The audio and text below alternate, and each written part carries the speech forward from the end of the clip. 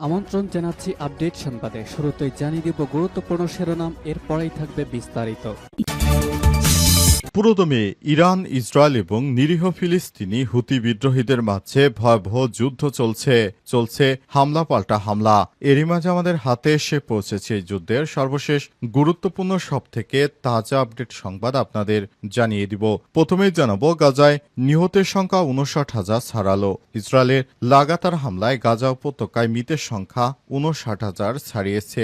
আজ ফিলিস্তিনের স্বাস্থ্য মন্ত্রণালয় তথ্য নিশ্চিত করে। ২০২৩ সালের ৭ অক্টোবর যুদ্ধ শুরুর পর থেকে এই পর্যন্ত ইসরায়েলি আক্রমণে আহত হয়েছে ১,৪২,১৩৫ জন ফিলিস্তিনি। আজ আল জাজিরার এক প্রতিবেদনে বিষয়টি নিশ্চিত করা হয়েছে। এরপর জানাবো, ইয়েমেনের হোদাইদা বন্দরে ইহুদিবাদী ইসরায়েলের ব্যাপক হামলা। এবার ইয়েমেনের হোদাইদা বন্দরে হামলা চালিয়েছে ইহুদিবাদী ইসরায়েল। দেশটির সামরিক বাহিনী আজ ইয়েমেনের পশ্চিমাঞ্চলীয় হোদাইদা বন্দরে হুতি লক্ষ্যবস্তুতে হামলা চালিয়েছে, খবর আনাদুল এজেন্সি। এদিকে হিজবুল্লাহর সঙ্গে ইসরায়েলের যুদ্ধবিরতি চুক্তি সফল হয়নি বললেন মার্কিন রাষ্ট্রদূত। ইসরায়েল ও লেবাননের সশস্ত্র গোষ্ঠী হিজবুল্লাহর মধ্যে যুদ্ধবিরতির চুক্তি কার্যকর হয়নি বলে মন্তব্য করেছেন যুক্তরাষ্ট্রের সিরিয়া বিষয়ক দূত টম ব্যারাক। আজ এই মন্তব্য করেছেন তিনি। বৈরুতে সাংবাদিকদের তিনি বলেন, মূল বিষয় হলো আপনারা দেখেছেন একটি যুদ্ধবিরতি চুক্তি কার্যকর হয়েছে, কিন্তু সেটা বাস্তবে সফল হয়নি। এদিকে রাজধানীর উত্তরায় বিমান বিধ্বস্ত, মঙ্গলবার রাষ্ট্রীয় শোক ঘোষণা।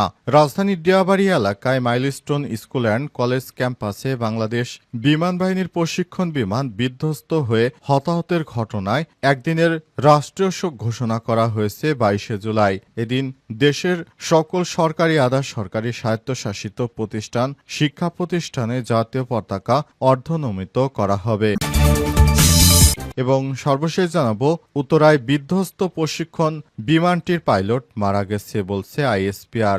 রাজধানীর উত্তরায় প্রশিক্ষণ বিমানের পাইলট তৌকির মারা গেছে। তাকে রাজধানীর সিএমএইচ হাসপাতালে নেওয়া হলে সেখানেই তার মৃত্যু হয়েছে। আজ বিমান বাহিনীর পক্ষ থেকে বিষয়টি নিশ্চিত করা হয়েছে। বিমান বাহিনীর পক্ষ থেকে বলা হয়েছে, পাইলট তৌকির ওই বিধ্বস্ত বিমানের ওইখানে অসুস্থ হয়ে পড়ে। তখন তাকে দ্রুত সময়ের মধ্যে হাসপাতালে নিয়ে আসা হয়েছিল, কিন্তু তৌকিরকে বাঁচানো যায়নি। তৌকির ওই বিমানের পাইলট ছিলেন। তিনি বিমান বাহিনীর লেফটেন্যান্ট পদে ছিলেন। প্রিয় দর্শক, এতক্ষণ শুনছিলেন সংবাদ শিরোনাম, এবারে বিস্তারিত। তবে তার আগে বন্ধুরা, অনুরোধ থাকবে এই সংবাদটিতে একটি লাইক দিন। এই চ্যানেলে আপনি নতুন হয়ে থাকলে আমাদের সংবাদটি দেখতে দেখতে চ্যানেলটি সাবস্ক্রাইব করে রাখুন। কমেন্ট করে বন্ধুরা আপনার মূল্যবান মতামত জানিয়ে দিন আপনি বিশ্বের কোন দেশ থেকে বা বাংলাদেশের কোন স্থান থেকে আমাদের সংবাদটি দেখছেন এবং শুনছেন। আর বন্ধুরা, গাজা যুদ্ধে আপনি যদি নিরীহ ফিলিস্তিনিদের ভালোবেসে থাকেন, কমেন্টে ইয়েস লিখে বিশ্ববাসীকে জানিয়ে দিন। সংবাদটি আপনার সোশ্যাল মিডিয়া, ফেসবুকে শেয়ার করে বন্ধুদেরও দেখার সুযোগ করে দিন। এবারে বিস্তারিত। গাজায় নিহতের সংখ্যা ৫৯,০০০ ছাড়ালো। ইসরায়েলের লাগাতার হামলায় গাজা উপত্যকায় মৃতের সংখ্যা ৫৯,০০০ ছাড়িয়ে গেছে। আজ ফিলিস্তিনি স্বাস্থ্য মন্ত্রণালয় এই তথ্য নিশ্চিত করেছে। ২০২৩ সালের ৭ অক্টোবর যুদ্ধ শুরুর পর থেকে এই পর্যন্ত ইসরায়েলি আক্রমণে আহত হয়েছে ১,৪২,১৩৫ জন ফিলিস্তিনি। আজ মন্ত্রণালয়ের বরাতে আল জাজিরা বলছে, শুধু গত ২৪ ঘণ্টায় গাজার বিভিন্ন হাসপাতালগুলোতে ১৩৪টি মরদেহ এবং ১,১৫৫ জন আহত ব্যক্তিকে নিয়ে আসা হয়েছে। মরদেহগুলোর মধ্যে ৪টি আগে থেকেই নিখোঁজ ছিল, যেগুলো উদ্ধার করা হয়েছে ধ্বংসস্তূপের নিচ থেকে। এছাড়াও সকাল থেকে এ পর্যন্ত ইসরায়েলি হামলায় অন্তত ৩৪ জন নিহত হয়েছে। এদের মধ্যে ২০ জনই নিহত হয়েছে গাজার উত্তর অঞ্চল ও গাজা শহরে। স্বাস্থ্য মন্ত্রণালয়ের তথ্য অনুযায়ী এখন পর্যন্ত জিএইচএফ পরিচালিত ত্রাণ বিতরণ কেন্দ্রগুলোতে ইসরায়েলি হামলায় ১,০২১ জন নিহত হয়েছে এবং ৬,৫১১ জনের বেশি মানুষ আহত হয়েছে। এই মুহূর্তে গাজায় খাদ্য, পানি, ওষুধ ও বিদ্যুৎ নেই বলেই চলে। হাসপাতালগুলোতে রোগী ভর্তি নিতে পারছে না, কারণ শয্যা নেই, জ্বালানি নেই, প্রয়োজনীয় চিকিৎসা সরঞ্জাম নেই। আন্তর্জাতিক রেড ক্রস এবং অন্যান্য সংগঠন একাধিকবার গাজাকে বসবাসের অযোগ্যতা সীমার নিচে চলে যাওয়া অঞ্চল হিসেবে বর্ণনা করেছে। শিশুদের মধ্যে অপুষ্টির হার আশঙ্কাজনকভাবে বেড়ে গেছে। ইহুদিবাদী ইসরায়েল এখনও নির্বিচারে গাজায় গণহত্যা চালিয়ে যাচ্ছে। ইয়েমেনের হোদাইদা বন্দরে ইসরায়েলের হামলা।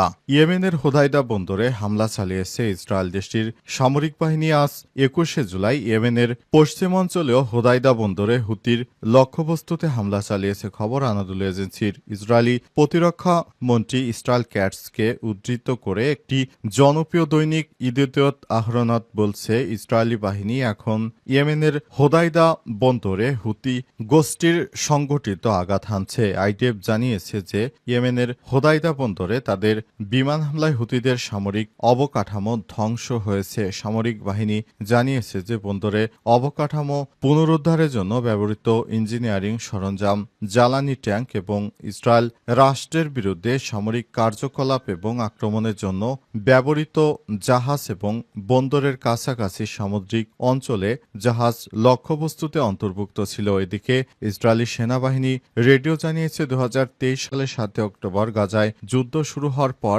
এটি ইয়েমেনে ইসরায়েলের ১২তম হামলা। এর আগে হুতি নিয়ন্ত্রিত অঞ্চলগুলোতে ইহুদিবাদী ইসরায়েল হামলা চালায়। তবে হুতি বিদ্রোহীরাও ইয়েমেন থেকে এক এক করে হামলা চালিয়ে ইহুদিবাদী ইসরায়েলের বিমানবন্দর ধ্বংস করে দিয়েছে।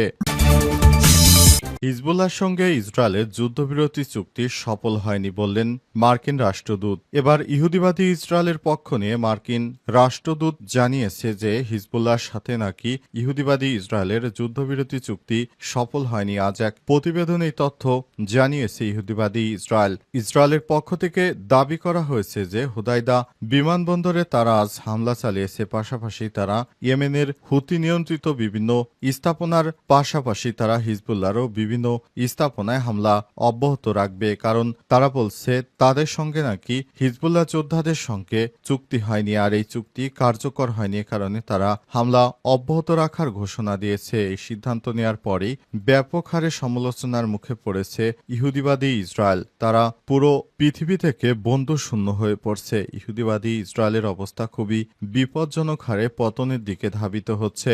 চুক্তি অনুযায়ী ইসরায়েলকে ২০২৫ সালের ২৬শে জানুয়ারির মধ্যে দক্ষিণ লেবানন থেকে পুরোপুরি সেনা প্রত্যাহার করতে বলা হয়েছিল, কিন্তু এখনও ইহুদিবাদী ইসরায়েল সেখান থেকে সেনাদের প্রত্যাহার করতে শুরু করেনি। তারা এখনও চায় যে হিজবুল্লাহদের নিষ্ক্রিয় করে দিতে, কিন্তু হিজবুল্লাহ যোদ্ধারা তারা সর্বোত্তক চেষ্টা চালিয়ে যাচ্ছে এবং ইহুদিবাদী ইসরায়েলের বিরুদ্ধে তারা ব্যাপক আকারে তারা নতুন করে এই ধরনের কার্যক্রম শুরু করেছে।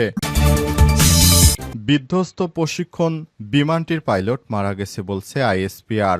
রাজধানীর উত্তরায় বিমান বাহিনীর বিধ্বস্ত প্রশিক্ষণ বিমানটির পাইলট লেফটেন্যান্ট তৌকির ইসলাম সাগর মারা গেছে। আজ সন্ধ্যার দিকে সম্মিলিত সামরিক হাসপাতাল সিএমএইচে মারা যান তিনি। আন্তঃবাহিনী জনসংযোগ পরিদপ্তর আইএসপিআর থেকে পাঠানো এক বার্তায় বিষয়টি নিশ্চিত করা হয়েছে। এর আগে দুপুর ১টা ৬ মিনিটে উড্ডয়নের পর পাইলট মাইলস্টোন স্কুল অ্যান্ড কলেজের মাঠে বিমানটিকে বিধ্বস্ত করায়। F-7 বিজিআই মডেলের এই প্রশিক্ষণ বিমান বিধ্বস্ত হয়ে পর্যন্ত ৬০ জনকে রাজধানীর বান ইউনিটে নেওয়া হয়েছে। এই দুর্ঘটনায় পাইলট ছাড়াও ১৯ জন নিহত হয়েছে। আন্তঃবাহিনী জনসংযোগ পরিদপ্তর আইএসপিআর জানিয়েছে F-7 বিজিআই প্রশিক্ষণ বিমানটিতে পাইলট ছিলেন ফ্লাইট লেফটেন্যান্ট তৌকির ইসলাম সাগর। স্কুলটির শিক্ষক মিজানুর রহমান জানান, ছুটির সময় বিমানটি আছড়ে পড়ে স্কুলটির একটি ভবনে ঢুকে পড়ে। সঙ্গে সঙ্গে আগুন ধরে যায়। বিমানটিতে আতঙ্কে ছুটাছুটি করতে থাকে শিক্ষার্থীরা, অভিভাবক ও কর্মকর্তা কর্মচারীরা। ঘটনাস্থলে কাজ করছে ফায়ার সার্ভিসের ৮টি ইউনিট ও সেনাবাহিনীর সদস্যরা। এরই মধ্যে দুর্ঘটনাস্থলে উদ্ধার তৎপরতা আইন শৃঙ্খলা রক্ষায় যোগ দিয়েছে ৪ প্লাটুন বিজিবি ও নৌবাহিনীর সদস্যরা। হতাহত উদ্ধার করে হেলিকপ্টারে করে সিএমএইচে নেওয়া হয়েছে। সেনাবাহিনী জানিয়েছে তারা সর্বাত্মক চেষ্টা করছে যাতে করে দুর্ঘটনায় প্রাণহানির পরিমাণ কমানো যায়। সেনাবাহিনী আরও জানিয়েছে এই ঘটনায় তারা কোনোভাবেই বিষয়টিকে ভালোভাবে দেখছে না। তারা বলছে এই ধরনের দুর্ঘটনা অনাকাঙ্ক্ষিত। আর ইতিমধ্যে এই ঘটনায় ভারতের প্রধানমন্ত্রী নরেন্দ্র মোদী সমবেদনা জানিয়েছে।